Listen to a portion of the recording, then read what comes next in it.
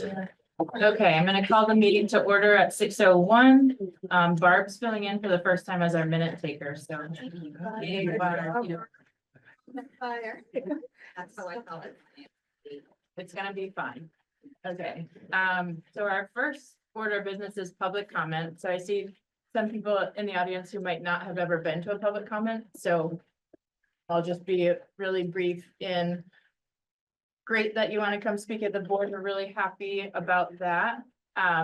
We allot 3 minutes per individual or 6 minutes if you're speaking on behalf of a large group.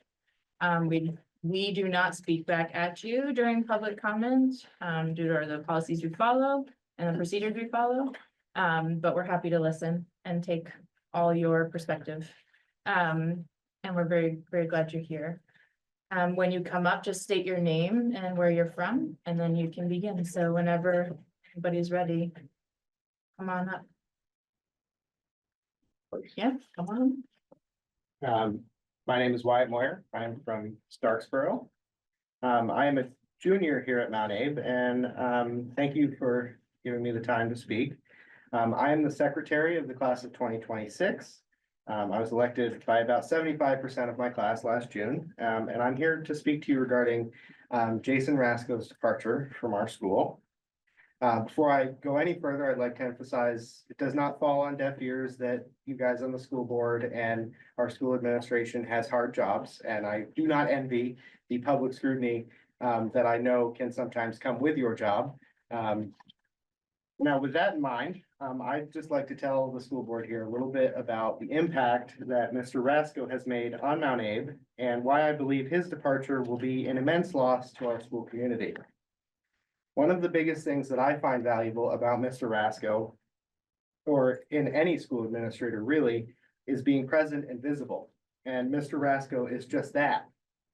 Not a day goes by where I don't see him out in the hallways. He's always happy to entertain a question you might have or have a friendly conversation.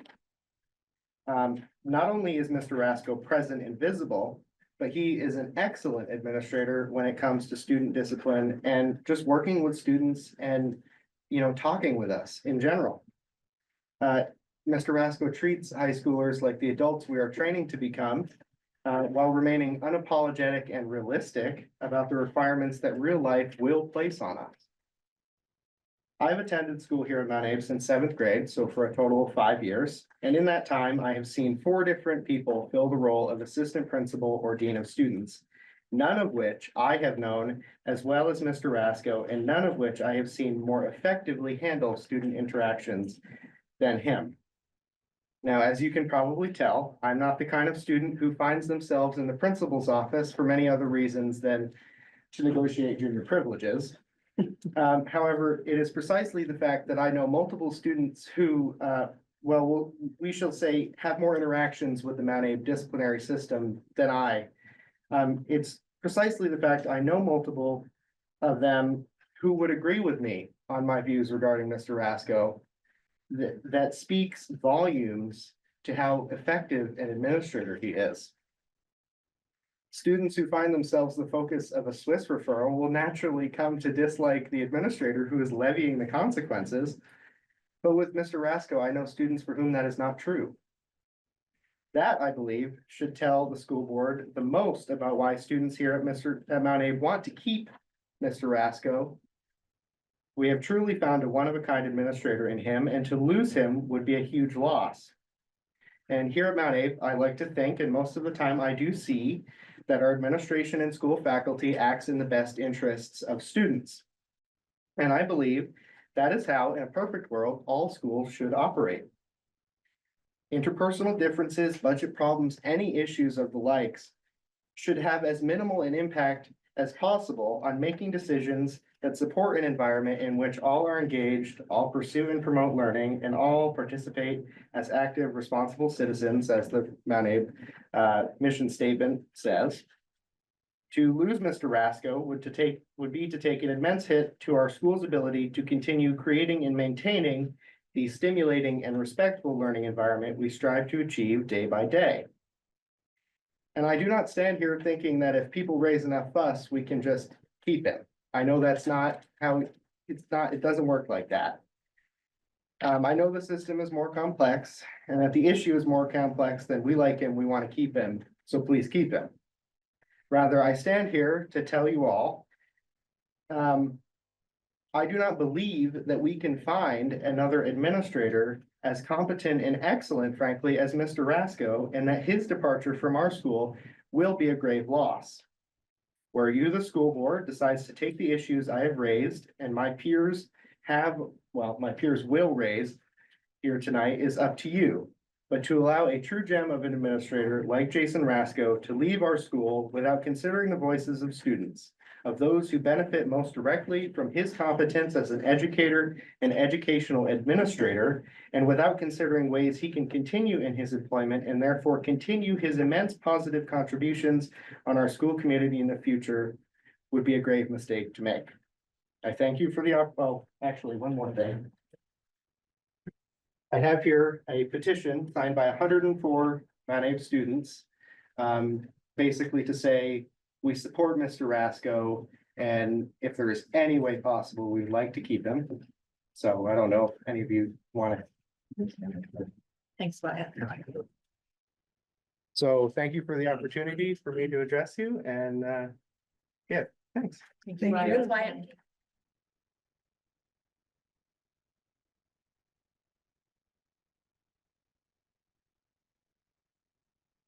Hi, how's it going? My name is Hayden Lutz. I'm a senior at Mount Abe, and I would like to speak on behalf of Jason Rasco, just like Wyatt Moyer. Wyatt kind of covered all the bases, so I don't know how much more I can say, but I'll try my best. As most of you already know, Mr. Rasco sent a letter of resignation to the school board. However, it was made clear to the student body by multiple sources that he's being forced to leave against his will, which has saddened the entire student body, or at least the like 15 people that are here. Now, let's not focus on any more sad things. I think we should change our perspective up a little bit. The way Mr. Rasco has impacted student life at Mount Abe has been nothing short of amazing. The minute he stepped through the door, he really started getting to work. He learned everyone's names, learned everything about them. When I first passed Mr. Rasco at the start of the year, we immediately hit it off. We talked about the various sports I played, how my classes were going. We talked about what positions I had in student government, the whole 9 yards. This wasn't just a one-time thing either. Every time I'd see him in the halls, he always had something new to ask me about. Mr. Rasco is someone that's a no-brainer to have in your school, and we are doing our school a disservice by forcing him to resign. One of my favorite things that Mr. Rasco does is he takes time to give meaningful speeches at assemblies. This is something that normally we have to pay for with a professional speaker, but he will show up and teach kids in the audience a thoughtful lesson that will stick in their memory and last them a lifetime. The most memorable speech he gave was when he spoke about a particular piece of lead in his palm. He related this to a poor decision that he made when he was younger, which I myself have made many poor decisions when I'm younger. Well, when I'm young now. Sorry about it. He made this poor decision and another student stabbed him in the hand for making an inappropriate comment. His overall message was to be cautious about what you're saying to other people, because one thing you could say could affect someone for the rest of their life. This speech stuck with me, and I consider it when I'm about to say something that I shouldn't. Now, Mr. Rasco is not only great at being kind to students and giving good speeches, but he's also amazing at his job. When you get in trouble, which I haven't been a lot, but like sometimes, I notice that he doesn't jump to conclusions and is reasonable. He doesn't start off with accusations. He tries to understand the problem first, which I think is a really valuable trait in an educator. This comes in handy in the position that he's in, especially when some kids can blow up at the flip of a switch. Now, let me ask you 2 questions that I know you guys can't reply to, but I kind of wrote this ending anyway. Does everybody here know who Michael Jordan is? Probably yes. And if so, if you had Michael Jordan on your basketball team, would you give him away? Another answer, probably no. I sure wouldn't. Making Mr. Rasco resign is like trading the Michael Jordan of assistant principals to another school. He is loved by the student body here, and we think it's a no-brainer that he stays in our district. Please don't make us trade Michael Jordan. Thank you for letting me speak on the behalf of Mr. Rasco. Thank you.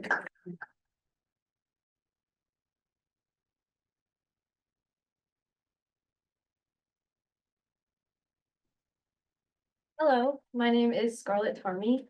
I am the vice president of the Mount Abraham sophomore class. I would like to speak with you regarding Jason Rasko's departure from our school. As a member of the student body, I've seen countless relationships he's made and preserved with students. He deserves.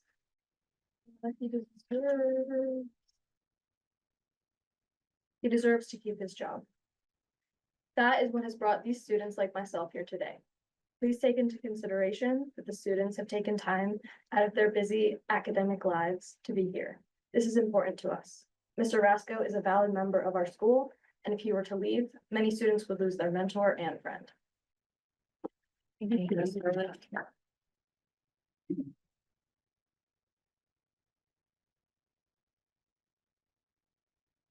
evening. Thank you for the opportunity to speak with you. My name is Scott Beckwith, and I'm a teacher here at Mount Abraham. I speak to you this evening as a MAEA building representative on behalf of my Mount Abraham MAEA building members. Our building representatives have listened to the majority of our members. Our building representatives, I apologize, have listened to the majority of our members express dismay over the resignation of both Jason Rasko and Tony Orvis. A majority of our members are struggling with the climate of our school. We want you to know that morale in our building is at an all-time low. Members feel that leadership continue to be unresponsive to our feedback and suggestions in annual district and building surveys. In the spring of 2024, MAEA, with the support of Vermont NEA, conducted a confidential and anonymous listening tour intended to identify what's contributing to the pervasive climate of our school. Members feel that our attempts to share information have not produced noticeable changes. We want the school board and the community to know that MAEA faculty and staff want to work with our leadership to improve the climate of our school while continuing to provide quality educations to our amazing students. So this is what we are doing. To address the members' concerns about the climate. This year, building representatives established monthly meetings with our building leadership in a good faith effort to improve the climate of our school. We had our first meeting in March of this year with our principal. At the meeting, she inquired about the climate of the building and asked if we could provide specifics that contributed to the climate of our school. When building representatives spoke with members about specifics, they were unwilling to share their experiences or their concerns because of the specificity of sharing would identify them or colleagues, and they feared retribution.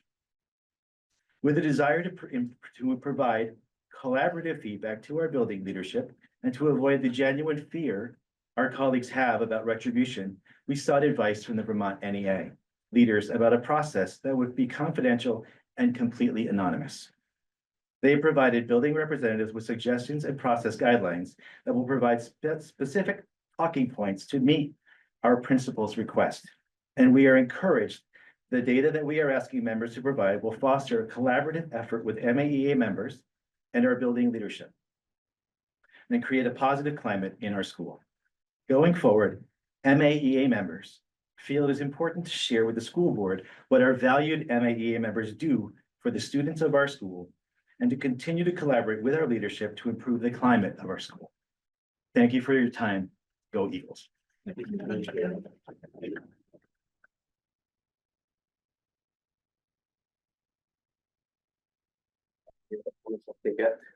My name is Sam Schoenfarth. I'm a senior here at Mount Abe, and I don't have notes with me as some of the more eloquent speakers tonight have, but I wanted to just speak to the character of Mr. Rasko and how much I believe he is a value here at Mount Abe. Just seeing him in the halls he always greets you. He always has something kind and genuine to say to you. He is a member of this community far more than I think some others who may hide in their desks and don't show themselves the student body. He saw me reading one time and he started chatting me up, and he ended up recommending me a book of mine, which has become one of my favorites. In fact, I ended up talking with him about how much I love this book, that he loaned me his copy of, I forget the title, but it's sitting on my desk right now. He's made every effort to connect with every student he sees and who walks through the door. His door is often always open so that you can go and talk with him at any time. And I believe that getting rid of him would be a great loss to this community.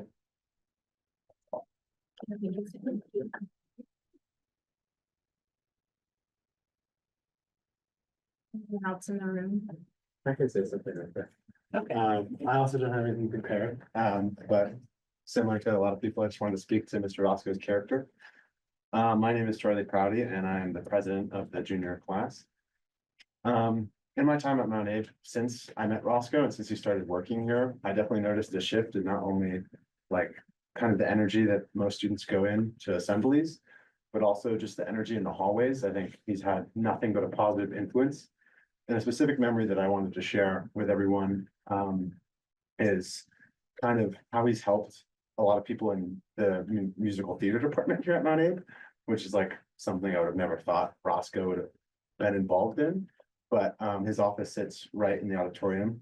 And so during rehearsals, a lot of times we'll see him and he's clapping and cheering us on and simultaneously doing like paperwork, which is just, I think, a testament to his character. Another thing that had happened is we have an account to kind of just celebrate our theater department and make jokes and post information about it. And in the hallway, Roscoe came up to me and was talking about how he saw a post where we were like shouting him out for watching us, which already just spoke miles to the fact he's paying attention. He knows my name. He knows that I'm in the theater department. He knows like all of us, and that he also is constantly like being on the internet, checking everything we're doing to continue to be involved, which I think is pretty admirable. And I don't think a lot of faculty do that to a certain extent. So that's just all I wanted to say. Thank you. Thank you.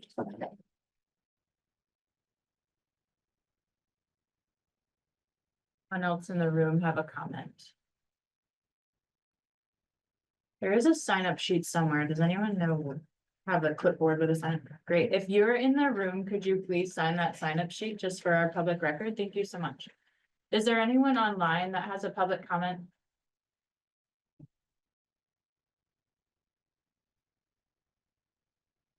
I don't see any. Thank you all so much for coming. Our next thing is an executive session under T1 VSA 5313A3, and it's evaluation of a public officer or employee. And for this, we'll invite in Dina and Shannon and Patrick into our session. So can I please get a motion? Meredith?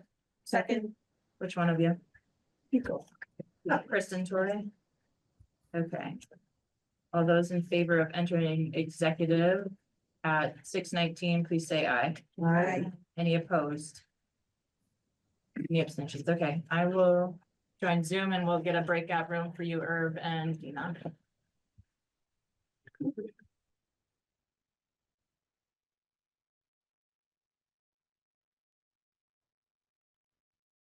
We're out of executive at 7:16. The next is an action item to approve the agenda. Can I get a motion, please? So moved. Kathy? Second. Justin, second. All those in favor of approving the agenda, please say aye. Aye. Any opposed? Okay. Next is our consent agenda. Can I please get a motion? So move. Justin? Second. Melissa? Any conversation?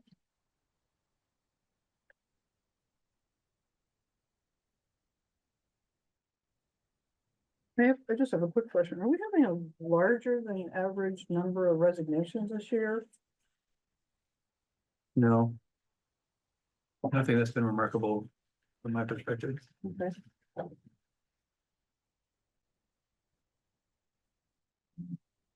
All those in favor of approving the consent agenda, please say aye. Aye. Any opposed? Next is the executive limitations monitoring with 2 updates. We'll start with a financial report. Any questions?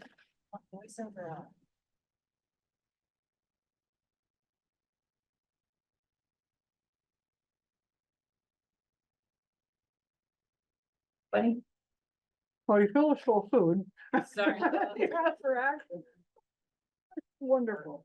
I would say that I appreciated, the superintendent's report this week, that it had so many details, about some of the extra stuff that I feel like maybe you're talking about in committee or whatever it may be. It was really helpful. It was in the weekly report. Yeah. Boyd, on the second page, the 818,990, it says uncommitted fund balance, but isn't that the amount the voters approved to move into the capital reserve, or it's my brain fuzzy? Correct. Okay, so we just need to like remove that, so it sits in the capital reserve and isn't considered uncommitted. We left it purposefully there because of the in and out that's going to happen when we pull money out for the move out of the capital reserve. But I suppose we could just put it in. For everybody to do that. Yeah, because it's happening in the next, I got what you're saying, the next fiscal year.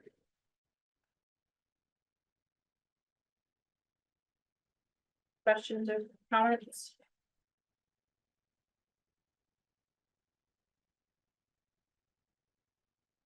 No? Okay, well, I'll move down then to the board management and governance section. So the first one is just our action to adopt the policies. Those have been warned and just completing our circuit to make sure we adopt them. So can I please get a motion? Can I ask a Yes. question? No, I can't. Sorry. Can I get the motion on the floor first and then, yeah, Got it. cool beans. Can I get a motion, please? So moved. Second. Thank you. Now, Now I any questions? thank you. Yeah. Sorry, guys. I had a question about policy D4, on Title I comparability. Just wanted to make sure that this is in line with what other districts are doing. My understanding of Title I funds is that Title I funds are given when there is an identified need for additional support. And just want to make sure that giving equitable support to non-Title I schools and taking away the support needed at the Title I school, if that makes sense. I don't know about the functionality, and maybe Patrick could answer that better, but this language specifically comes right from the SBA. So we didn't write this, we just take it from the SBA, but. And they've done legal vetting and things of that nature, so That's all I wanted to know. Thank you. I would say it's very consistent.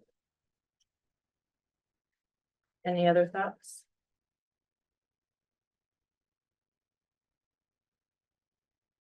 No, all right, seeing none, all those in favor of approving 8 policies for adoption, please say aye. Any opposed? Any abstentions? Okay. The next is an action item to direct committees to prepare for options for the future of MAUSD. Can I please get a motion? Justin, second. Lisa. So this comes from all the great stuff coming out of the state and out of the federal government, right, around what might be happening with schools. And so in order for us to be as equipped as possible with the possibilities that are changing daily, as part of your committee work, we just asked, and this is already sort of baked into your charges, so there's nothing new you need to add or anything like that, but feel free to throw questions around. We thought if we could have the Finance and Facilities Committee be looking through anything that came up in the past in terms of what might be viable for options for how our district could look, what our facilities could be used for, if community engagement could be looking to take what we've already learned from our community in terms of what they expect out of schools and sort of partner that with our work for Up for Learning, and come up with some more community engagement questions about what could we do, right? What could this look like? And then policy and governance, really digging into policies, but also the articles of agreement that we have. And being really prepared with those in terms of what the board has leeway to do and what we don't. And if there needs to be any flexibility baked into those. So that's the discussion. Feel free to throw stuff at me or talk about what feels good or what doesn't feel good in terms of that charge. Well, I think the Finance and Facilities Committee has already taken that charge and we're running with it, so. I think the Community Engagement Committee is too. A question that we've heard from several different people in several different meetings is when we get all this great information from the community, what action is going to be taken from that information? So if there's that's just an ongoing discussion that we could have. I think that would be really great to be able to go back to our community with. Any other thoughts? Yeah, Aaron? Yes, I think that's great. I think it's really timely to do this. As Montpelier is making a whole bunch of decisions, so I think it'll be important for, each of the committees to, try to figure out, what's going on over there. And including, what's going on, I guess, at the state level, not to mention the federal level. And try to deal with it the best we can. So I think this is a good move. Great. All right. All those in favor then of taking the action to direct committees to prepare options for the future of MAUSD, please say aye. Aye. Any opposed? Any abstentions? Next is a discussion item, number C. So there's no action that's going to come out of this tonight, but the Policy and Governance Committee has been chewing on this for a long time, and we're sort of at the point where we don't know what to chew on anymore. So it was a big conversation last year when this came out, and we wanted to be really mindful about that, right? That was a hard thing to go through as a board. So I wanted to be super clear about what I'm talking about when I'm asking you to think about this, which is why I highlighted it and added as many notes as I can.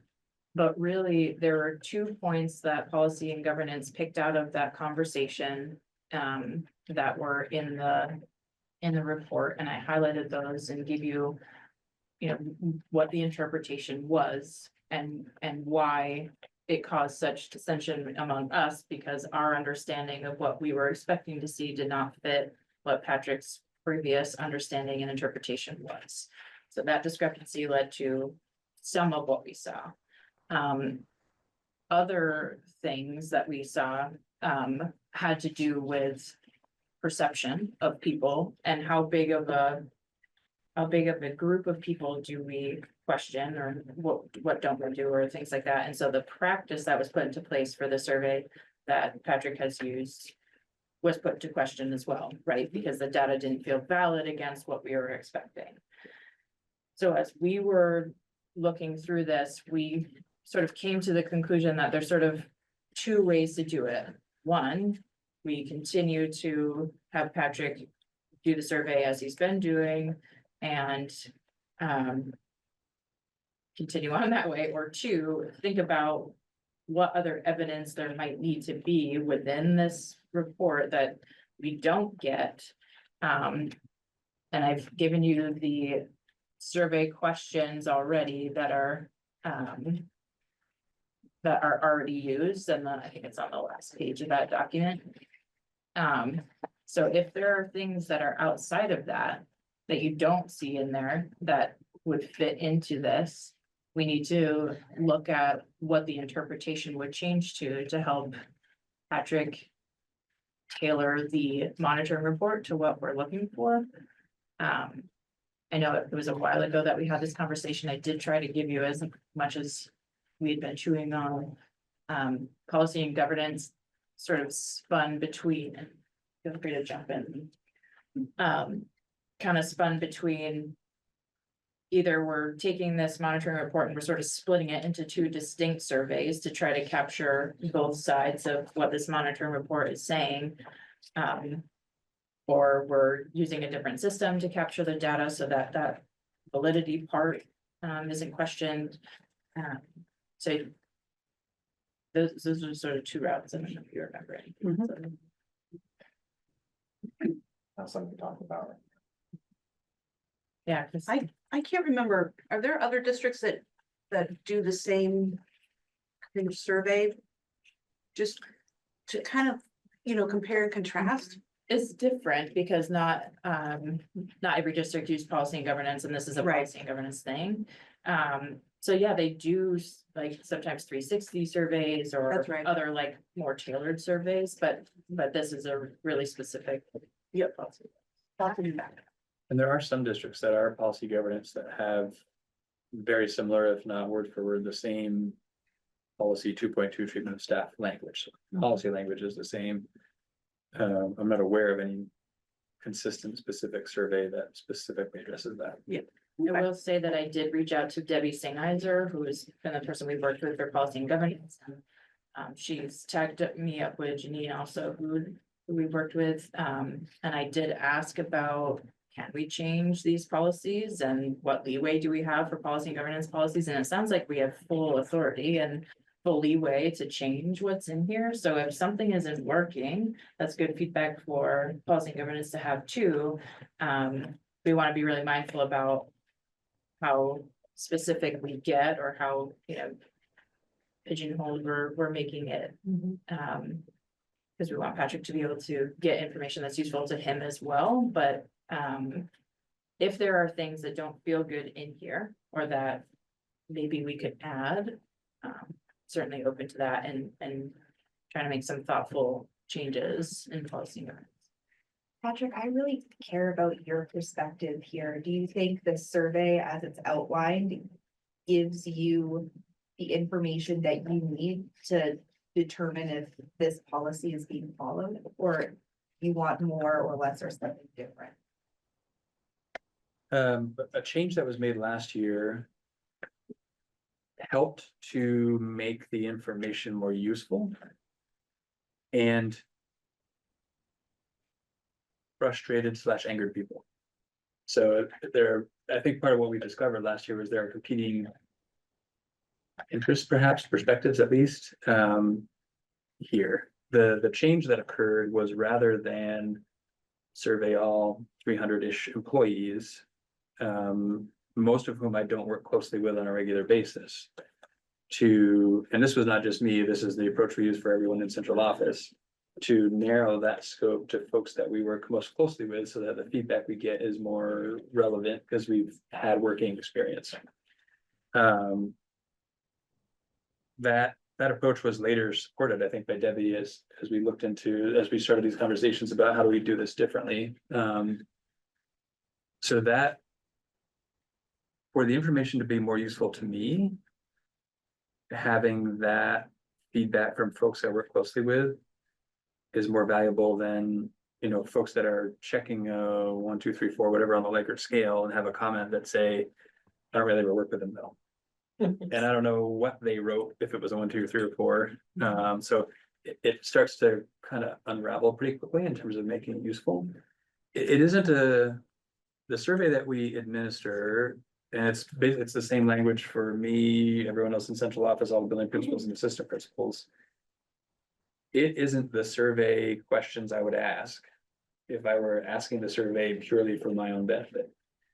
The survey is created in a very tailored way to address very specifically the language in this policy. I try to glean from it what is useful from an improvement standpoint. But its intent initially was to provide evidence directly to respond to this policy monitoring and the monitoring report for it.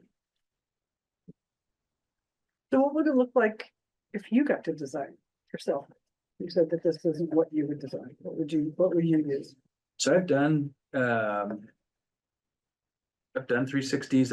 I've participated in other forums. I think there are some really great ones out there that are designed to provide input for growth, not designed as a compliance checkbox for a policy. So I would lean toward something more like that.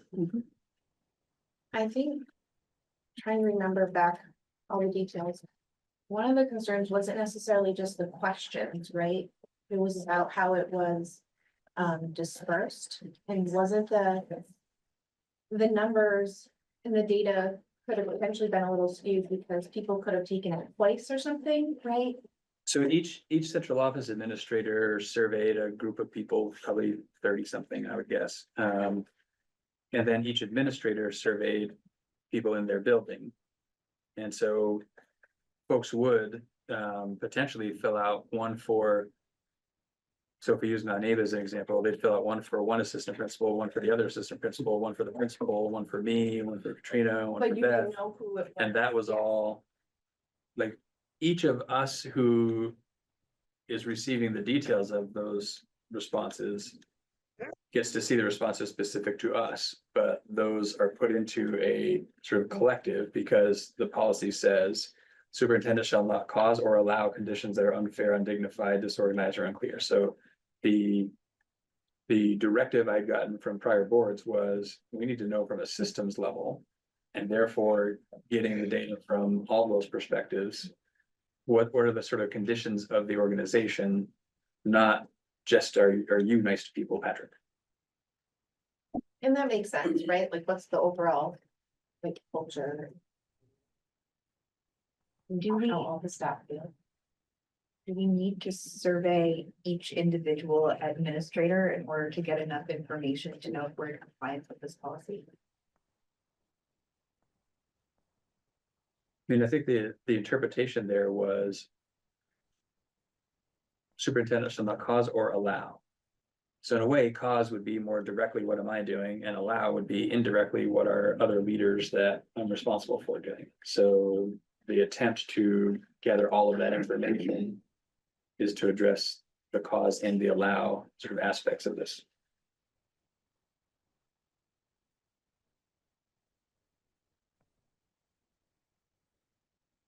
So short of changing the language in here, there wouldn't be any additional helpful something to come out of it unless we change some of the language here so we could ask different questions. Is sort of what I'm understanding. What interest level is there from you all about changing the language in here, knowing that the next monitoring report you get about this is going to be in the old format, right? What might we change so that the next iteration captures more of what you're expecting?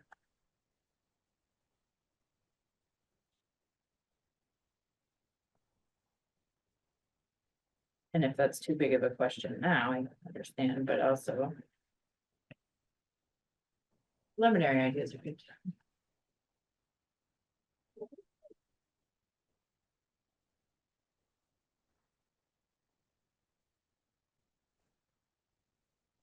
Policy that didn't come from this one, right? Correct, this is the policy and governance one. Yeah.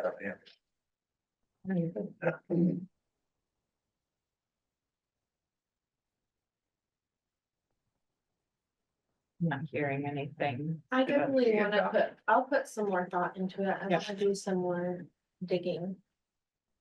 I need to refresh myself on all my previous concerns. Okay, I'm sure I'm not remembering them all. so I guess, is there interest then in changing the language in here? That would be one thing. I would say yes. I would say there was. Yeah, there, we didn't get what we needed or didn't feel like we did, so I think yes, from my perspective. And this policy was adopted when the merger happened. Predates the merger. Predates the merger. Because the district was policy governance prior. Policy governance light, I will say it's really hard to do policy governance well in a supervisory union structure, which we were. But the policies existed and they haven't changed. And it'd be worth, I haven't looked at them in a while. There are other districts that are policy governance. Be curious to see if there's been any sort of evolution in policy language in those districts, or if it's still this and. So the understanding I got was that we could change this anytime it didn't fit us. So there's no, like, we gotta put this out for a year and do that, right? We follow our same protocols for warning things and that whole thing, but in terms of it being stable for many years, that's, we can change this. I'd be careful about that because we don't want to shift the goalposts on. Yeah. And likewise, changing the timing of when the monitoring report is due, like, Right. There's a lot of moving parts, but all that to just say, like, we don't have to be married to that policy as it stands. We can move it around. So if you have thoughts, please send them along to P&D because we're not coming up with anything else useful short of changing the language.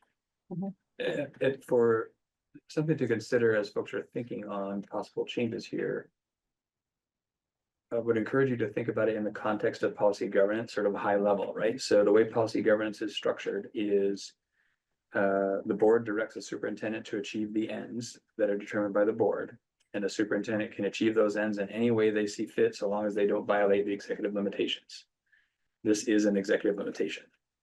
So I think that concept, as we're thinking about change here, is important to make sure that we're not sort of going against the grain of policy governance as we start to tweak individual policies.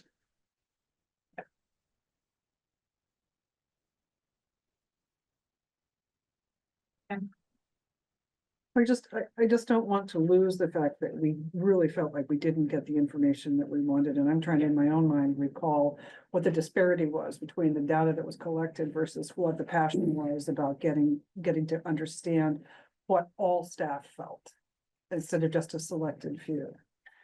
Yeah, and that's what I tried to highlight is that. Yeah. When we boiled it down, it was the previous interpretation was not just about Patrick, and that was one point of contention was the board at the time. When the last conversation we had was that was the thought was it's gonna be all about what Patrick offered in terms of that monitoring report instead of the whole system. So that was one thing. Then the other thing was who was selected to take the survey and whether or not that was valid based on how people felt about taking the survey. And so Patrick, during that time, I had conversations with the union to just say, I'll show you what this looks like, and we'll walk through it. They did do that. There was some agreement about it being just a secure Google Doc form, right? But whether or not people still felt safe enough to take it is another thing, right? Right. So that was the other point of that. So if there are questions that we can change that make it more clear, or if there's a different, and I think Patrick's open to looking at different ways of administering the survey, so, but as long as it doesn't cost them a lot of money. Well, at one point, I think we talked about the board administering the survey, so the results would come to the board rather than going directly to the superintendent's office. I think that was also part of the Yep, discussion. there was part of that, yeah. Yeah, I think, like, my vague recollection, it was the big thing in my mind is the mechanics of how the survey process was addressed. And possible fear of not being anonymous in response. Yep, that was one of the fears in there, yep. So there's lots we could think about and change, but I think it starts with what do we want to ask, right? What is the direction? And then from there, how does Patrick demonstrate he's achieved that, right? So send any thoughts along to policy and governance. Start to mull that over. Maybe I'll throw one your way now, just. Yeah. hearing some of this. I think you sort of suggested perhaps thinking about splitting this apart in some ways, and I think that ultimately might be the cleanest way to do this. In that I think there's real value in asking direct questions about what Patrick's direct roles are. Right, and that's what this in many ways seems to speak to. Right, and especially the way you're interpreting it, right, with some really bullet point evidence of like, these are the things that I have or haven't done as I should. And then it felt like in the conversation sort of moved a little bit in the past one to sort of the state of the district. Which I don't think is unimportant, and I also don't think is necessarily an unfair metric to judge an executive's performance.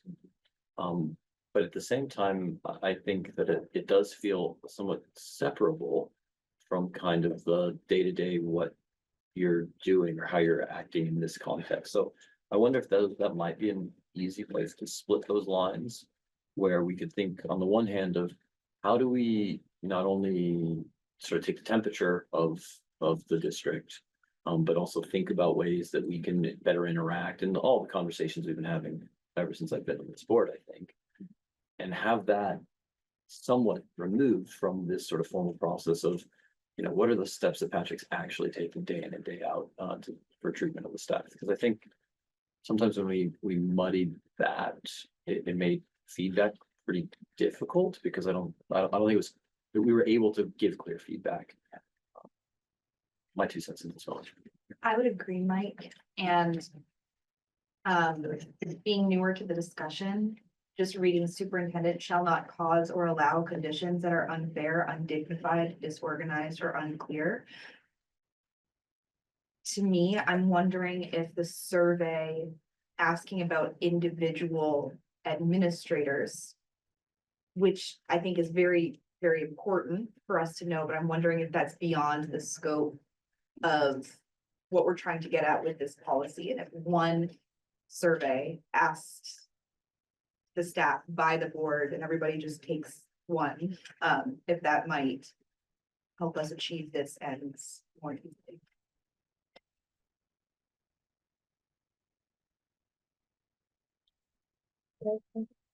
Yes, of course. So right now it sounds like the survey is being sent out for every, so the survey at the bottom, the survey questions A through G are being sent out as it relates to individual administrators. So staff is being asked to report on Patrick and Katrina and Beth and all the building principals and all the assistant principals.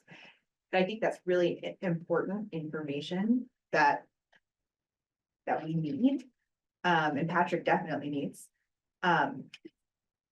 But for the purpose of getting the data for this specific policy, I'm wondering if we just send out, instead of the administrator represents our district well, demonstrating integral and ethical behaviors, if we just change that from the administrator to the administration. And have each MAUSD employee fill out one about administration as a whole, instead of individual. Does that make sense? That makes sense, yeah. And I mean, that's the ultimate goal, right? Is that it kind of dispersed throughout the administration? It is, but I wonder if we get back to the issue we had, right, where everything just got thrown in one bucket, we didn't know for what it. So, yeah, I was just wondering, I'm sure there's a way without naming names of that, having that done, but I'm not sure. But it kind of gets back to Patrick's point though, I mean. Yeah. If not everybody has a lot of contact with Patrick and. Right.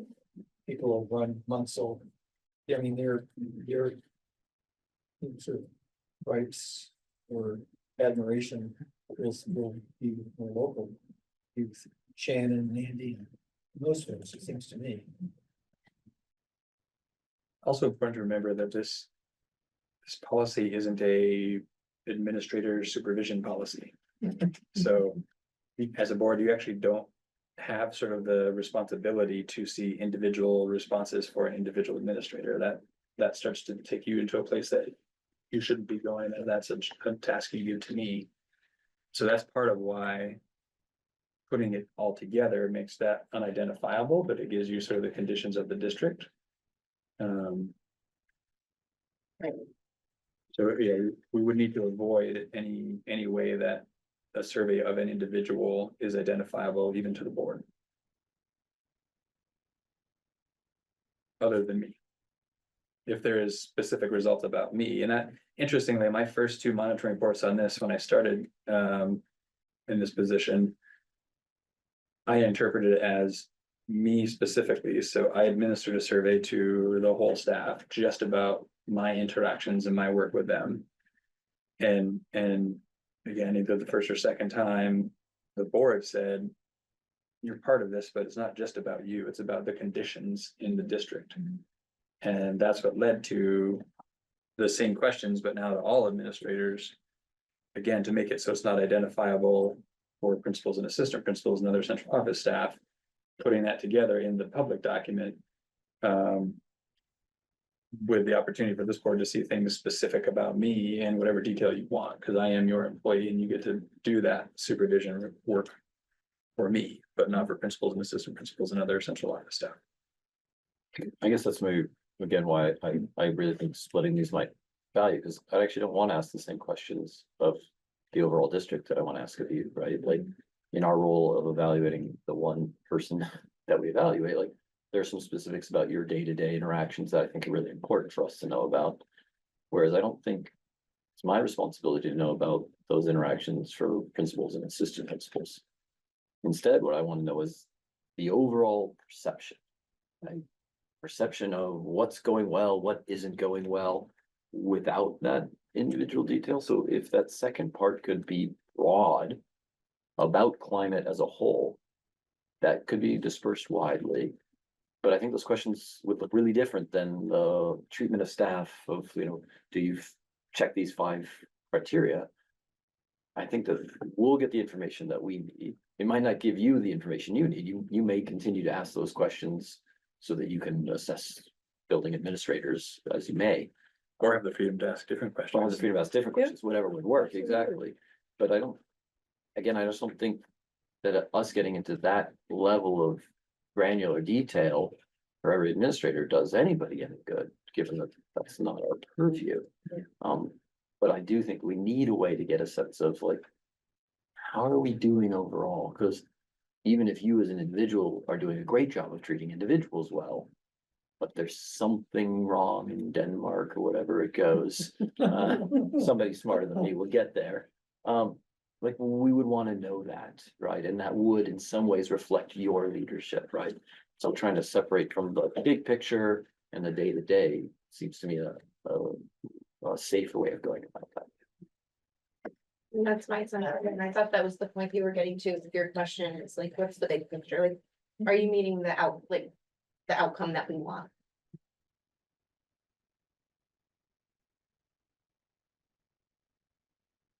So for the P and G team, maybe the language in the policy is working, but maybe the survey could be with the information being gathered. Yeah.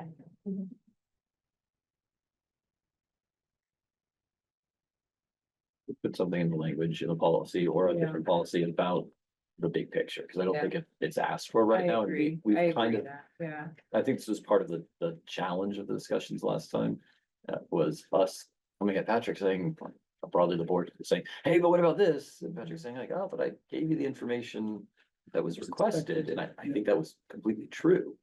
So I think to whatever extent we as a board can be very clear about what that big picture means, will help Patrick be able to then assemble information to address preemptively those concerns. And this is where that comment I made about this being an executive limitation matters, right? So it would be inappropriate structurally in an executive limitation policy to write language that talks about an end that we're working to achieve. Because that language belongs in the ends policy. This would be, what's the evidence that we could collect that would ensure that we're not in violation of the executive limitation? So I think we can get at it. Yeah. But how we get at it, I think it matters overall. And if there are other policies, Patrick, you mentioned there are other districts that do that differently. It would be good to see there are other policy formats. I'm trying to and collect surveys. those. I'm trying to collect those Great. so that we have Thanks, something Erin. to work on, but I wanted to make sure I was getting direction from you all, because if you were heavily leaning toward just change the survey and have that be that, then I wouldn't bother doing that other work. Sorry, Erin. No, okay. And I guess the clarity I'm looking for, and I think you set the table for this earlier on, Aaron. Whatever changes may come about, are months away. Mhm. So is the expectation that I deliver as I did last year? Or is there a different expectation? Didn't we speak at one time about not having to do the survey at exactly the same time so that would give us extra time to change policy and survey? Yeah, so there's nothing that says we can't change that. So you're asking tonight, do you want to continue with what you're, yeah, So the next you're board meeting is against it. when I would bring this, and I would be administering that survey immediately, because we're already getting late. I said we wait. On the survey until we hash this out. I know that that's realistically probably the fall. Yeah. Is my sense, is that? Yeah. Okay. Which would mean there wouldn't be one for 24 to 25. Yeah, and We then, would miss yeah, there'd be a gap. It wouldn't be a full gap, because if we're doing one in the fall instead of the spring, it's less of a gap, but there would be a gap. I don't wanna discount what, Mr. Beckwith said in public comment. It seems like there are some concerns, about staff morale, so I wouldn't want us to not administer the survey and have the staff feel like they're not being heard. Would it, Well, I think last year with the survey as it was administered, and if we were to go ahead and do it again this year, we would be doing exactly that. okay, Because it wouldn't demonstrate that we've heard what they said. And that we're trying to create a system that does reflect the morale and the issues that they're facing. And they had concerns about it as well. Yeah. makes sense, thank you. Okay. So we didn't set it up as an action item, but the consensus I'm hearing is that we're gonna table it. And maybe we make that a formal, do we have to make that a formal action for you, or is it you? Hope it feel better. It would be good to have it documented as a motion from the board directing me, because that's only the board as a whole has the authority to do that.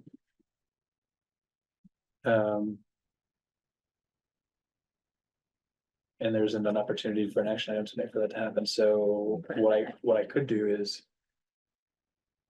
come to you empty-handed next month when it's due and ask for your forgiveness for not having delivered. And it shall At be which time- granted. at which time you can grant an Yes. official motion that this is gonna be postponed. I Yeah. suppose is a way to handle that.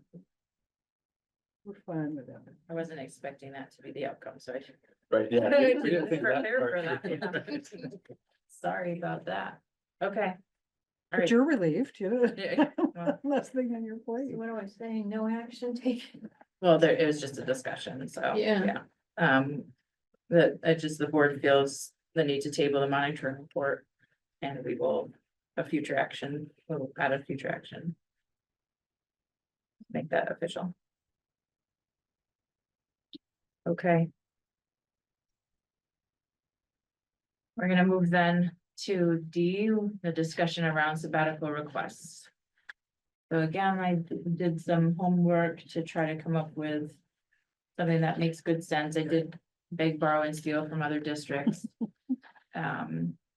So I tried to give you what the article says about our sabbatical leaves, how we grant them. Computer isn't wanting to scroll down for me, so you'll just see on the bottom that there's an example down there about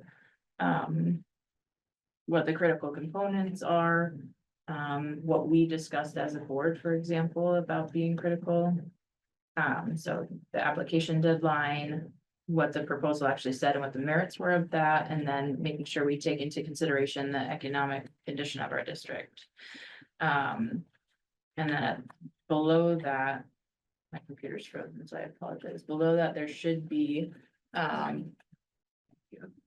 okay, so then below that, there's a really beautiful example of the application for a sabbatical from the Mountain View Supervisory District. And we could retrofit it to fit our articles of agreement from MAUSD, which I did very blanketly, but would do better if we decide this is the route we want to go. So what I thought made good sense in terms of what our conversation was having much more information about what the proposal was for. Right? Why am I applying for this? What does it fill? Where am I going? What my preferences are, right? And then from there, having a statement of purpose below that to just say, tell us more, right? And give them an opportunity to write a little bit to us about what they're doing, how it's applied to their growth as a teacher, that kind of thing. And what the benefit is to the school. And what the That's- yeah, benefit is that's to the school, perfect. right? Yep. There's nothing in our articles that's say, you know, when you come back, you have to present to us all the things you learned and yada, yada, which other school districts do say. That when they come back, they have to apply some amount of knowledge to some area of professional development. So I found that interesting, but also we don't have to go that route. I'm just saying, interesting. So if they could give us a statement of purpose, a little bit of narrative about what they're looking to do. The benefits to the applicant, benefits to the school, those are really the things that would tell us what we needed to know in terms of what we talked about, right? It's a little more of a lift for the person applying. But again, if we want this opportunity to be presented to our staff and we want it to be mutually beneficial, I think this is what we're looking for. Below that too, just thinking ahead, thinking, how are we going to review this and come up with an equitable way to say, yep, this checks our boxes, or no, this doesn't. There's a sabbatical request review, so there would be a determination of a department personnel. We can change that language to say maybe it starts with Patrick and he approves it and then it comes to the board, or however that process works. And we would just say, yep, there's adequate documentation as outlined, no, there isn't, or there's no report, and we could put comments in and then it'd be signed to make it official. Again, that doesn't have to be the exact process we follow, but there should be a process, right, for reviewing it. So just open to, yeah. I like what you've said so far. What I wonder about are the dates. And I wonder if in November, fiscally, we have information for the next year, like, because I think that's the time when we're putting the budget together and I'd have to take a look. I think it has to be submitted by November 1st. I think the Yeah. board is required to act. so we until don't have March. to act Yeah. on it. Okay. So you'll know. You'll know if the budget failed. You may not know if the budget passed Yeah. Yeah. by the time you have to. Yeah.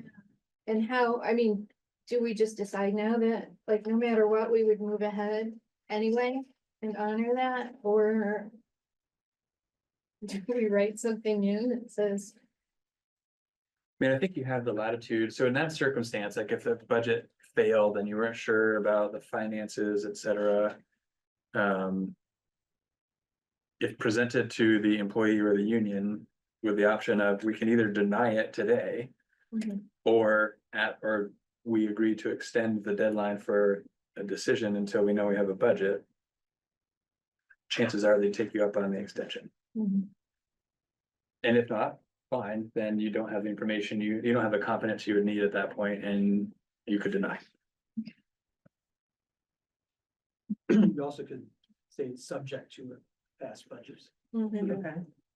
And this There's is, language in here that talks about, the financial condition of the district. Right. yeah, but just to like check that box though. Would you put that on the request review form that we fill out to just say, have we looked at the economic standing of the, or like, Well, yeah, I mean, I think the Woodstock, sort of template is pretty good. The one thing I would do is that, I would add to it would be an affirmative statement that is signed by the applicant that says something, maybe we can wordsmith it later, but says something to the effect that I understand that, the school budgets are volatile and my participation, my award of a sabbatical depends on favorable, budgetary conditions. And I would also say that I understand that It says in here that, note that you are obligated to return to MAUSD for 3 years. I would say, I understand that. I am obligated to return to MAUSD, signs, like, or. Or should we specify the, for lack of a better word, consequence? Like if you don't stay, like what if they don't stay 3 years? I don't see There's anything. But they have to pay the money back. There, that would, so that, I did check on that too, because some people do have a consequence in theirs from other districts that I saw. But in our articles, we don't have any language to support that, so I feel weird about that. I don't know if we could, Add it yeah, to that. because these come from the negotiated agreements, right? That one does, Mhm. yes, Oh, okay. with the union, so you'd have to do it in that. Well, 8.5 though, right? Huh? I think 8.5 here.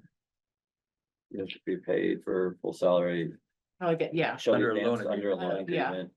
That's Said really the loan should be only- canceled on completion of a 3-year teaching commitment. So, I mean, that spells out the consequence. Okay. I think if they make an affirmative statement, if they Yes. do it. So there's some language in the contract In the contract already. and stuff, yeah, exactly. Yeah. Right, so it's basically saying we're giving you a loan for the 50% of your compensation for that time that you're gone. If you don't complete your 3 years, then we're gonna call the note on that loan. Basically saying you owe $50,000.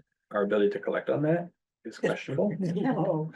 But that would be the recourse. We could take legal action if they didn't. Correct that. Well, thanks, Aaron, for finding this. This honestly looks great and really right in the ballpark of what I was thinking. The only suggestion in terms of addition, maybe to the narrative that I might add would be to try to have a section where they have an opportunity to explain the uniqueness of the opportunity or why what they're hoping to achieve can kind of only be achieved through sabbatical.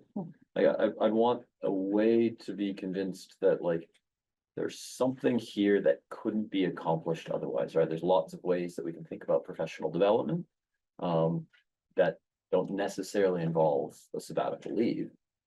And at the same time, there are lots of ways that a sabbatical leave can provide an opportunity that you couldn't have it any other way.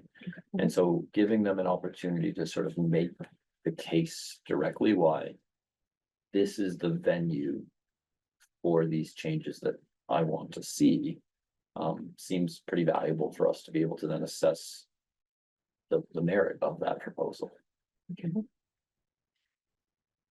I think it would be appropriate to require some kind of a report back to the board on the outcomes, exactly what did this opportunity award you with? And how are you going to improve the district or your teaching or whatever? It would be really nice for us to be able to hear that if we're supporting that effort. And that's a big commitment. Yeah. I mean, we're investing in them. Yeah. Right?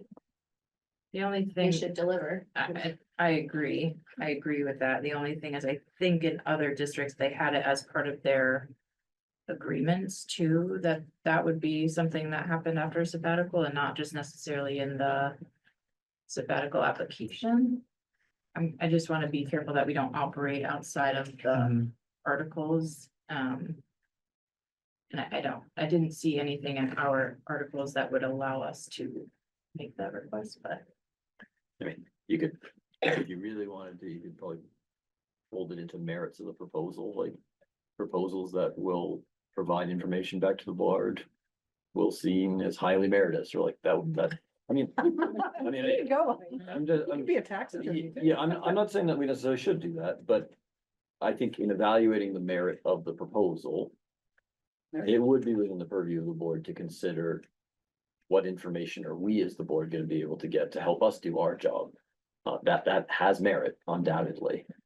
Whether we want to formally like write that in or not, I'm not sure. Whether we want to highly encourage those that have been granted a sabbatical to do that. I think there's probably room there, but I think you could, even within the contract as is, I think. Meets the criteria. Sorry, Mark. No, I'm done. I was done a while ago. You figured that out. No, you're right. Yeah, exactly. Even like the most recent one that we reviewed didn't meet the timelines. I was just wondering if on that, the sabbatical request review, do we need to add an option that was just like, not present, didn't meet the criteria for timeline or something. Because we could just, if it came in a month late, just say based on the date and the fact that you missed it. Just know. It's not that it's inadequate documentation necessarily.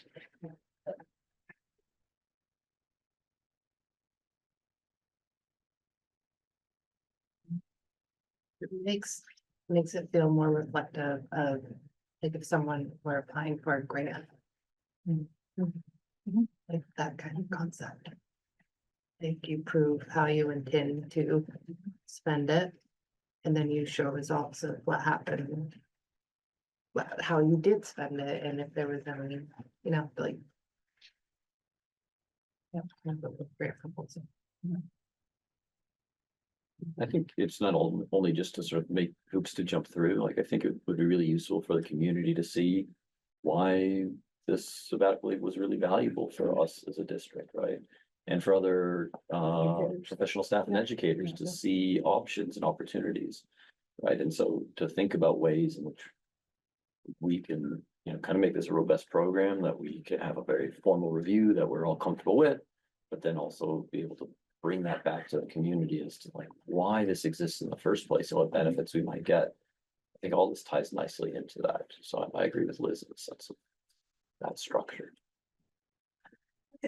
And I've seen some fantastic presentations out of sabbaticals where students actually see what their teachers have done. And it's very inspiring to students and very motivating for them. So that's what I'd like to see.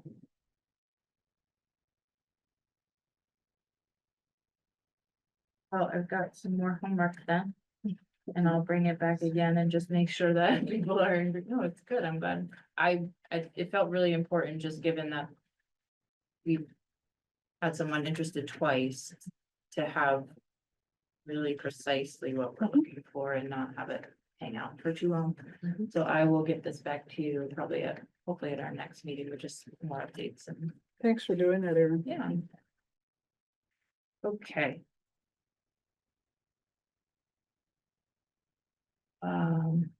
Next is a discussion about the policy discussions in Montpelier. I don't know if you want to take that one. I got to start. I know Herb's been neck deep in it in Montpelier, but I guess just starting sort of high level. So H454, which is sort of the education transformation bill, has made it out of the House and it's in the Senate. They had a first walkthrough today. But they're getting another walkthrough tomorrow specific on the financial aspects of it. So it's in Senate Ed specifically. So Ed and Finance, I think joint today and joint tomorrow. A lot of wondering about what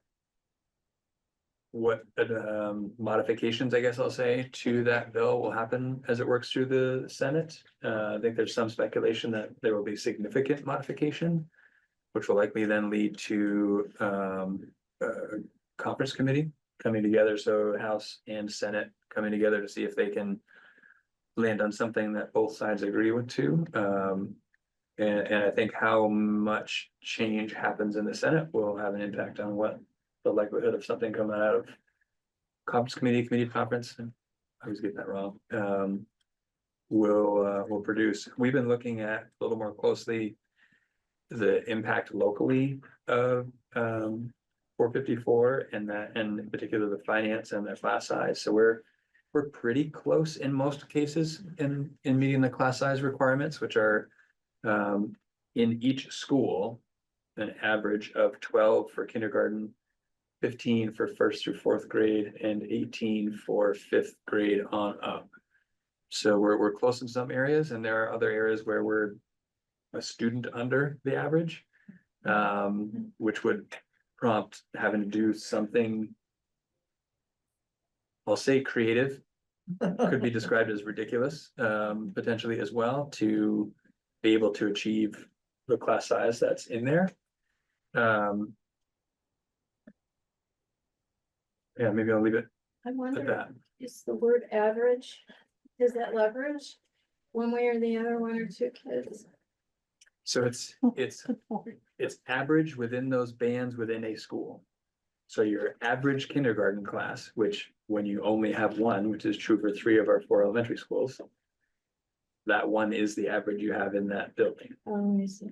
And the average for 5th and 6th grade being 18, when you only have one class that is a combination of 5th and 6th grade, it's that one. So part of the challenge is, so if you have a combined 5th and 6th grade that is 17 in total in that building, and the statute says it has to be 18, what do you do? Unless you look at it as a district. It was pretty specific, that's by school, Yeah. so I asked that question. So there, some of those kind of hiccups, I'll call them, could be challenging. So that's where I think we're close, but getting from close to meeting could be a challenge. Herb? Yeah, thanks, Patrick. You know, that's basically, you know, what's going on. The governor and the House, you know, I think their main difference of opinion is how quickly the foundation formula would go into effect. You know, the House wants to push it out to about 4 years, and the governor wants, you know, thinks it can be done in 2 years. Other than that, there's, I think, you know, other than details, there's a lot of commonality. Over in the Senate, there's another player. Oh, I'll just say that at the end of, you know, when it actually came time for the House to vote, it was a lot of different opinions came up, and there were a lot of legislators from mainly rural districts who started to become really, really concerned that some of the provisions in there might lead to the closing of some of their elementary schools. So it ended up, I think, being a lot closer vote than the leadership had anticipated. Over in the Senate, there's, I think, a new player who's talking to the Senate Education Committee. It's called the Rural Community Schools Alliance. And, you know, as the name implies, you know, that's their focus, and they're concerned that the bill might result in the closing of elementary schools. So I can give updates later. I'll have an updated website soon, so you can read all about it there. Thanks, Herb. I will add from the finance perspective, thinking about the foundation formula, I'll add the caveat, it's really hard to calculate the impact locally right now. But Floyd made some efforts in recent days to try and at least get a ballpark of what do we think would happen in MAUSD if that formula were enacted. Using our current budget, so that rather than trying to estimate what's next year or the year after or the after that, like we're using right now dollars and right now kids with that formula, as opposed to the current formula, what would the delta be? And the indication is that it would be a pretty significant impact negatively on MAUSD, which makes sense when you think about it. Like we're not necessarily looking to dramatically increase ed spending. That's kind of the whole point of all of this. So we're taking the same or possibly fewer dollars and distributing them differently. It's not unlike when the weighting study was enacted. You know, you had monies that shifted from one place to another to try and create greater equity. It would be a similar play here, because we, amongst our colleagues in Addison County, we're in the top 25% of spending per pupil in the state. So it makes sense if we're redistributing funds more equitably, the top spenders are going to get less and the low spenders are going to get more. Because we're in the top 25%, we're going to get more. It's pretty confidently, based on what we know now, lots of caveats and asterisks and whatever you need for me to tell you this is very uncertain. Some confidence it will be considerably more than $1 million impact on MAUSD. So could I just add, Patrick, that's the first time I heard that. Yeah, and it certainly is understandable the way you presented it. If you have any guidance for legislators, Patrick, and the board, around these issues. This is the time to speak up. Um, um, because you don't speak up, it'll happen. So that there's something different, Patrick, that you'd like to see, I think this would be the time to talk to the board about it and to your legislators. I think my initial reaction to that, Herb, is like, I think we have an incredibly inequitable system right now. And unless we're talking about spending more ed fund dollars, the only way to get to that equity is some get to spend less and others get to spend more. And I'm in favor of a foundation formula for what it will do to achieve equity around the state that I think is important and that I think we don't meet right now. And it will have an impact here in a district that spends above the mean in the state. Yeah, I totally hear you. And in concept, Patrick, I think moving to a foundation formula is the right thing to do, Patrick. But when it gets down to I just don't want, if we're gonna take a real substantial hit, it'd be good to know if there are ways that we can, mitigate that. If you and the board don't want to do anything about that, that's a statement too, but I'm just saying, if you want to say something about this is the time to do it.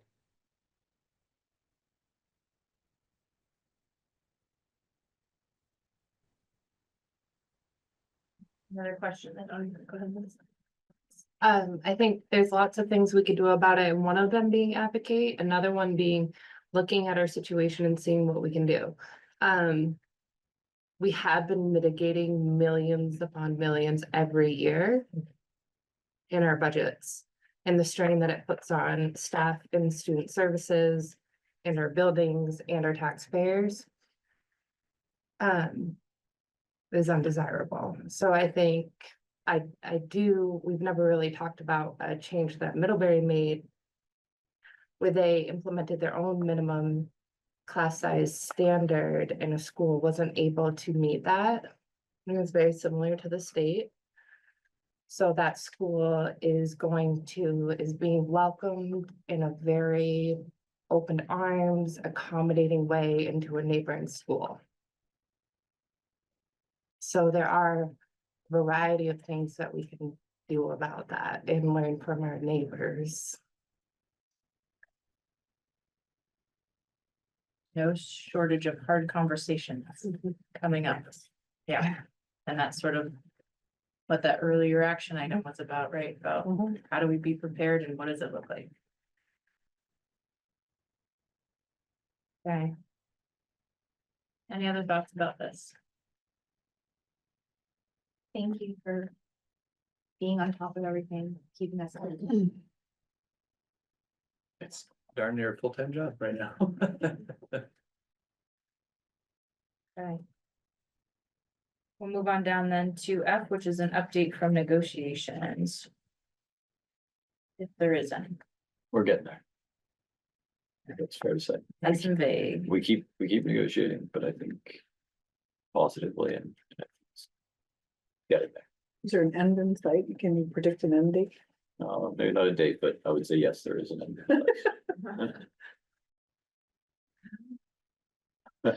I ain't being vague. But Yeah. That's all we have. but that's kind of where we're at. We didn't do a joint statement after last night's meeting. So there's not anything we've officially agreed on in that sense. But it is proceeding and it will get here soon enough, I think. If only for my own sake. I bet. Thanks for doing that, Mike. And Liz and Brad and Patrick's. Okay.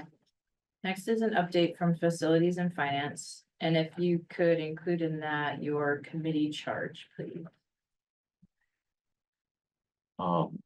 Yes, I'm not sure how you. Read it maybe.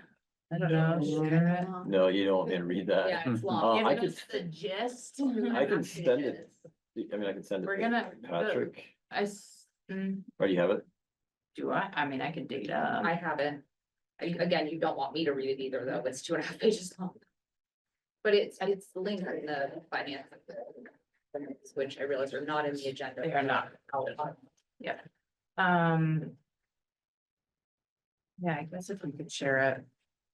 At the end of this, we have to approve the committee charges, so We didn't, if there were change- no. Change anything. we didn't change from last year, for what it's worth. Okay, We reviewed it, we discussed, but felt that it actually did a pretty good job of capturing. What we thought the committee should do, and honestly, most of our discussion. On the committee chart sort of highlighted, like, these are the things that we're already doing, and then these are the things that we said in the charge we should be doing, and thinking about ways that we could. Actually bring them into our kind of work plan going forward. I recognize it's cumbersome, but I'm concerned about the action that's upcoming. Like, I don't know that you can take an action to approve the charge that public isn't aware of right now in this meeting. so if you could. Pull it up, or you could share it, and then. See if I can. Actually, why don't you just email it to me, and then we'll, or to. If somebody did just read it, then I think it's covered in terms of being in the public record.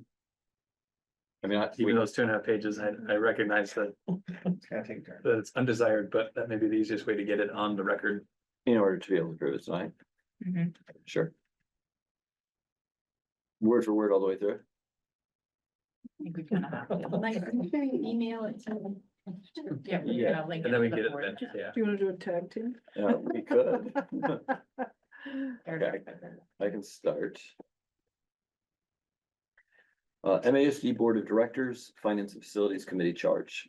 Finance and Facilities Committee. By the action of the MAUSD Board of Directors at its fill in the blank meeting, it was only this meeting, 4/15/2025. A Finance and Facilities Committee will be formed by this charge as described below. Committee membership. Voting members. The committee will consist of a minimum of 4 members of the MAUSD Board. Board members will be nominated and appointed by the board. Committee membership will be renewed annually during the board's reorganization meeting. Non-voting support members. 1 member of the administration designated by the superintendent.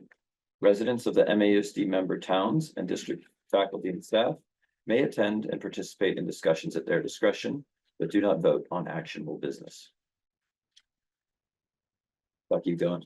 Yeah, you got it, Sean. Okay. We'll do the whole team effort. General charge, committee purpose. With respect to finances, the committee is responsible for ensuring that the board exercises its fiduciary responsibility, including adherence to statutory requirements to oversee the district's financial and budgetary activities. This will include oversight of the superintendent's budget development process, coordinated communications with the broader community about school finances, reviewing draft budgets and related assumptions, performing initial quarterly financial performance reviews, reviewing draft audited financial statements, and undertaking other responsibilities of the board as required.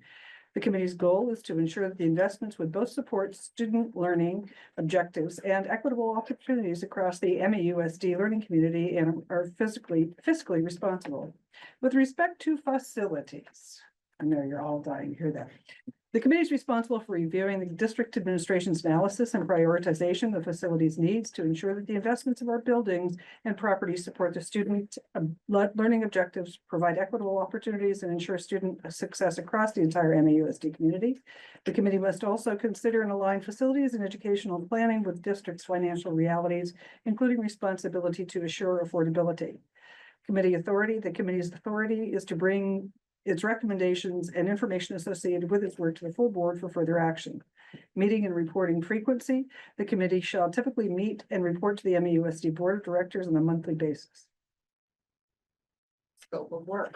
In order to fulfill its charge, the committee shall typically meet on a monthly basis, inviting administration staff and members of the community as appropriate, develop an annual work plan consistent with the budget process and as required for facilities maintenance and development, understand the detail MAUSD's current financial policies. Understand in detail MAUSD's current financial policies and procedures, monitor adherence to said policies and procedures, work closely with the business manager to monitor budget spending via monthly review, including grant funds, conduct periodic internal audits on specific issues as required, participate in the external audit, continual oversight of key contracts, i.e. the audit, transportation, dining services contracts, identify budgetary and facilities cost-saving measures such as those found in the 2021 Levinson report, Review the superintendent's annual budget presentation to the board to ensure that it supports the goals of the board's strategic plan. Promote transparency and accountability in the budget process through communication with district stakeholders. Assist the administration in developing sustainable near and long-term capital and operational maintenance plans and budgets in alignment with the goals of the board's strategic plan. Serve as an advisory committee for planning and implementing facilities maintenance and development. Advocate to the board and the community for support of financial and facilities plans and recommendations, and collaborate with the board committees as required. Method. In doing its work, the committee will take into consideration administration and board roles, the effects of relevant board and administrative policies on the administration, staff, students, and community, policy and governance models, and examples from other school districts, applicable state and federal law, and any anticipated cost or benefits. The committee will communicate and collaborate with the superintendent and board and its committees, engage with the community, engage outside experts, and any other such methods which may be advisable. Requests to expend funds to support committee work shall receive approval from the board. Education and training, the committee will review and recommend workshops and or continuing education for community members relevant to their community committee members relevant to their committee work, and identify and recommend training opportunities to all board members. That's fast talking for a pregnant woman. So all of that is essentially what we had a year ago, but we feel pretty comfortable with that, with our charge. Do you want the rest of the update too? Yes, Erin? please. Yeah, so we actually had a pretty full meeting, it's very nice. We started with that. Then we started some of what you all directed us to do today in terms of thinking about FY 27 budget. So we got some nice sort of early information from the administration that suggests that there could be some challenges. And then we started thinking about, all right, what are the steps that we as a committee can take to start to prepare options? So that was really useful. We had a really healthy discussion about capital improvement plan. So building on the Truex Collins report, and then also the admin's internal documentation of sort of what they see as needs for facilities across the district. And thinking about ways in which we can merge those two and really have a very useful tool, both for us sort of keeping administration accountable with capital improvement plans, but maybe even more useful, being able to convey what's happening to the community at large. So I think we had a really healthy discussion there about ways to structure those plans to fulfill both of those sort of goals, obligations, however you might want to put that. We had a brief discussion about facility testing and public health, so understanding about lead testing and PCBs and asbestos abatement. I can now be very detailed because we appointed a new minute taker who is far superior than the old one. So we have lots and lots of detail, so you should check the minutes. It's like actually quite refreshing. So we had a really nice discussion about that sort of required testing to kind of get a sense of what the district is doing, again, so that we'd be in a position to be able to talk to the community when those questions arise, given that there's reporting that comes back from time to time. And then Floyd gave us a lot of updates on sort of finance and facilities, again, that are really nicely outlined in agenda minutes. Thank you. I think that was it, yeah. And the board will be moving to Robinson for our next meeting. We're gonna start going from facility to facility, so we have a really good picture. That's going cool. Okay. I will just add, if all committees moved in the same pattern, that supports me in being in more than one place that way. It'd be hard for me to pop in at Robinson and pop in at night. He's on, Kathy, he's on to us. If that was part of the strategy. It's quicker than we thought. And if we do that, the principal will probably meet us and maybe. Right. We talked about sort of a tour, kind of like what we used to do for the full boards when we did a rotation. We can kind of revive that a little bit, but through committees. Thank you. I'll just need to know if that's an interest of all the committees, so we can really kind of get it organized and. We do it on a different night, so. Oh, yeah, that's right. I think. But I think it's a good idea. Okay. Like taking that over. I mean. Let's see, our charge didn't really change that much. We did want to change the word directors to trustees. Based on previous conversations that we've had. But we kept it the same, just like, you know, you guys did. Guess I'll get reading. So the MAUSD Board of Trustees, Policy and Governance Committee charge. Policy and Governance Committee, by the action of the MAUSD Board of Directors as at today's date. Board meeting, a Policy and Governance Committee will be formed by this charge as described below. Committee membership. Voting members, the Policy Governance Committee will consist of a minimum of 2 members of the MAUSD Board. The board members will be nominated and appointed by the board. Committee members will be renewed annually during the board's reorganization meeting. Non-voting support members, 1 member of the administration designated by the superintendent. Residents of the MAUSD member towns may attend and participate in discussions at their discretion, but do not vote on actionable business. The general charge, committee purpose, to support the board's effort to implement the intent of policy A4 governance process. An ongoing adoption of new policy and review and monitoring of current policy. Specifically, this charge is focused on policy A4 as follows. 4.1 bullet 2 item 2 and 4.2 bullet 2 item 2. Assist the board chair in coordination of the schedule noted in the policy governance committee work plan described below with the board work plan. Other assistance with board governance activities, education and training upon request of the board. The committee authority, the Policy and Governance Committee sole authority is to bring its recommendations and information associated with its work to the full board for further action. Meeting and reporting frequency. Policy Governance Committee shall meet and report to the MAUSD Board of Directors on a monthly basis. And then supporting work as part of the committee's efforts to fulfill their charge, Policy and Governance shall. And we're gonna change this word from establish to follow a work plan, because we're not establishing one, we're following one, including a schedule for policy review prioritized as follows. New and existing policy review modifications requests from the board. Review of the VSBA model policy recommendations. And maintenance and language review of board policies. A log of the existing and proposed policy review history and adoption status, including comments by board members from monitoring reports. Review policy, make recommendations to the board regarding what policies, policy language, granularity, and monitoring are necessary to promote effective governance, compliance with legal responsibilities, and to ensure equity, accountability, transparency, collaboration, and resiliency.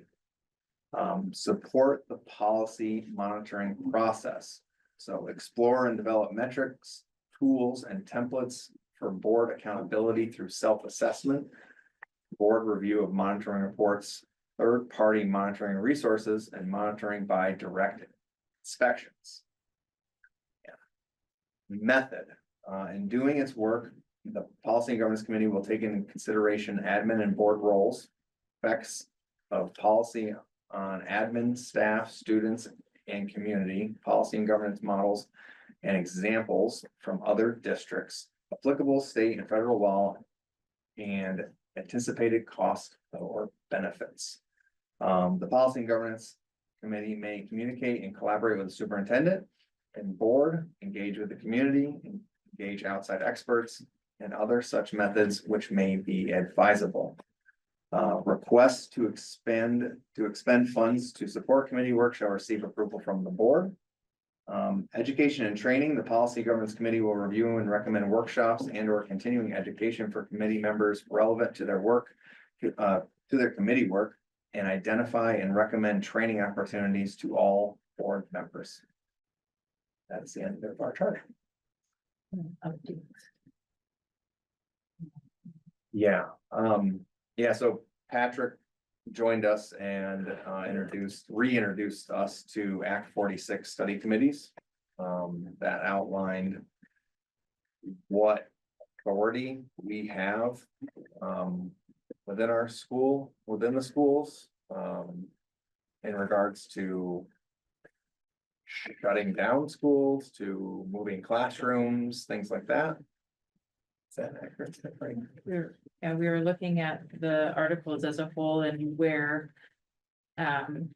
Specifically Article 10, which is sort of the catch-all space, and anything in those articles 1 through 10 really can't be modified or touched without vote of the electorate, but outside of that, the board has some leeway into changing language. So we were just looking at what areas are really stable, what we can't touch, and what places we might be able to modify if we needed to in order to help facilitate some movement we might make if the board decides on any direction.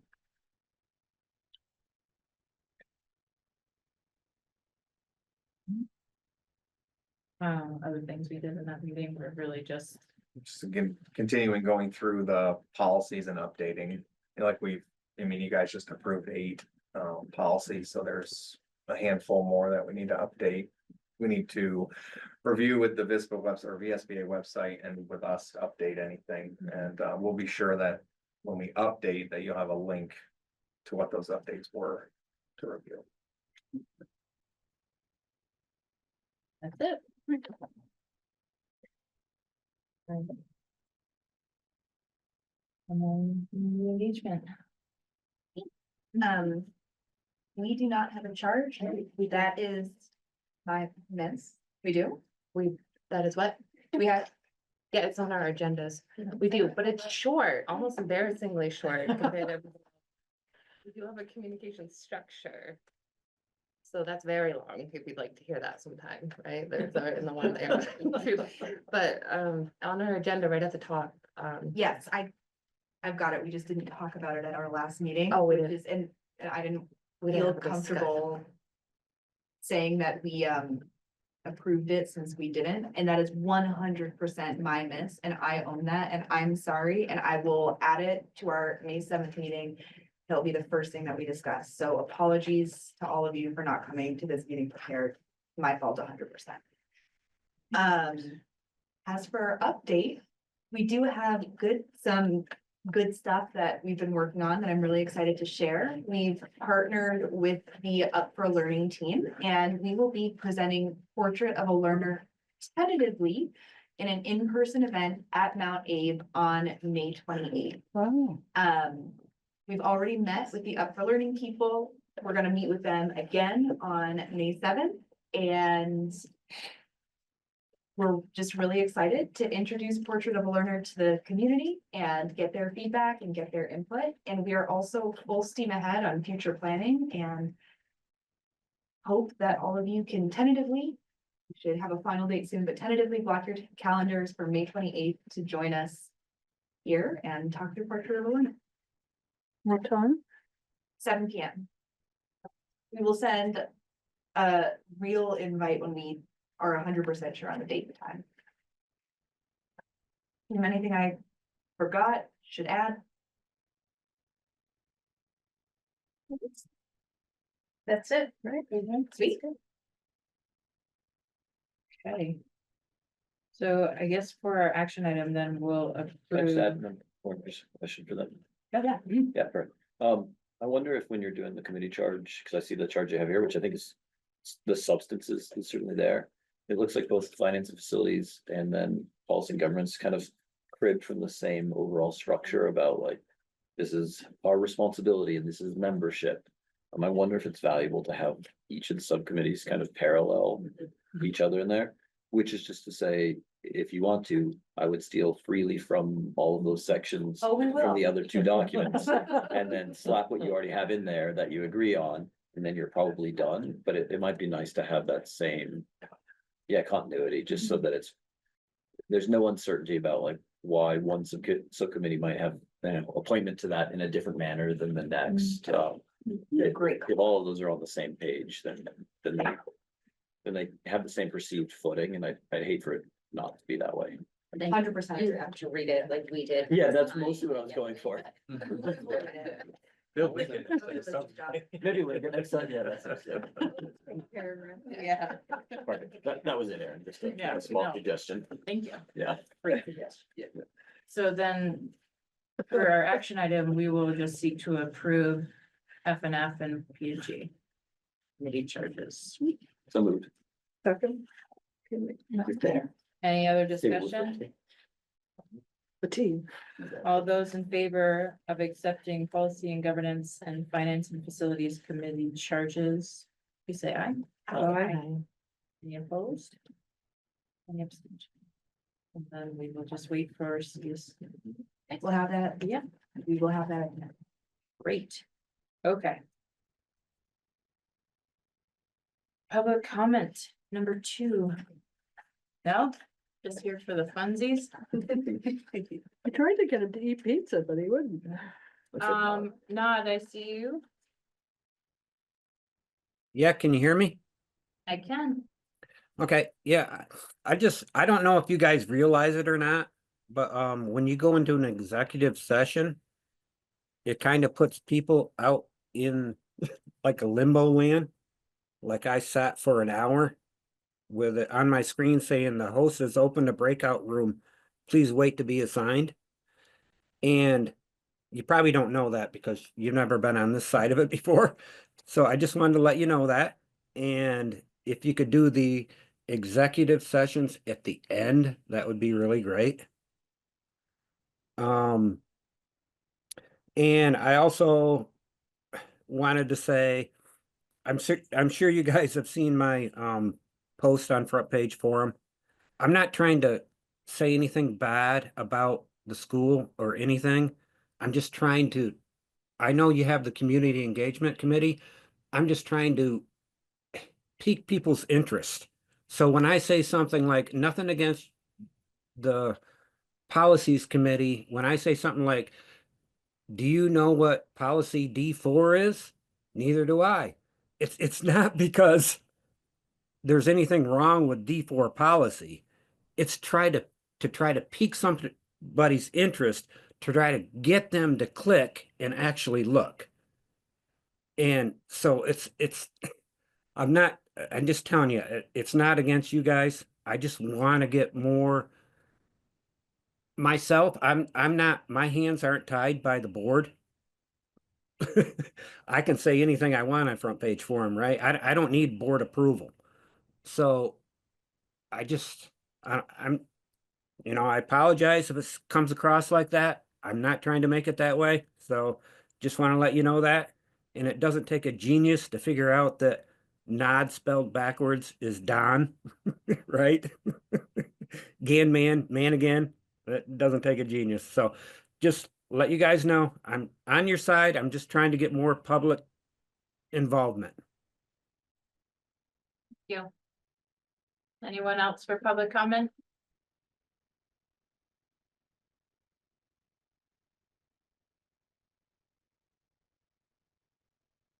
Okay. Then we'll move down to our second executive session. We don't have any other action items after that. I wonder if you all would be interested in doing our board eval first. So we can get that out of the way and then just taking an action to dismiss after, adjourn after the executive. Survey Monkey? Yeah, Survey Monkey. Okay. What is the level of engagement of all board members, high or low? Hi. Is the agenda followed? Yes. Any additional comments? Thanks for the pizza. Noted. And for the lovely note shared. Yes. Okay. Very good. The cookies accompanied the note, so. Yeah. You made the cookies? I did not Person make who it. wrote the note. Oh, Yes. that was very, very good. The board chair effectively established the agenda and materials for distribution to the board. Yes. Additional thoughts? It feels good to get started on policy 2.2. Get our brains. Yeah. It was a contentious area last year amongst the budget, so. Have some direction. The chair effective in fostering a professional culture regarding fair and open deliberation, full participation of all members and ensuring the integrity of the board process. Yes. Their feedback for the chair? Thank you for your hard work. And what went well with the meeting? I counted that 2.2. Yeah. I was ahead. My Yeah. bad. What suggestions do you have ways to improve future meetings?